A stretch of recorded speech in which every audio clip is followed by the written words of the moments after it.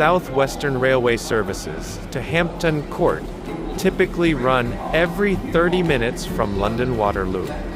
The full standard route primarily calls at Vauxhall, Clapham Junction, Earlsfield, Wimbledon, Raynes Park, New Malden, Berrylands, Surbiton, and Thames Ditton before terminating at Hampton Court. Typical journey from London Waterloo to Hampton Court is about 35 to 40 minutes in total.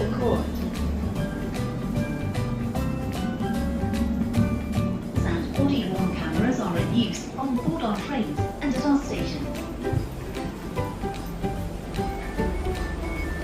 6:6. If you see anything suspicious, please tell a member of our team.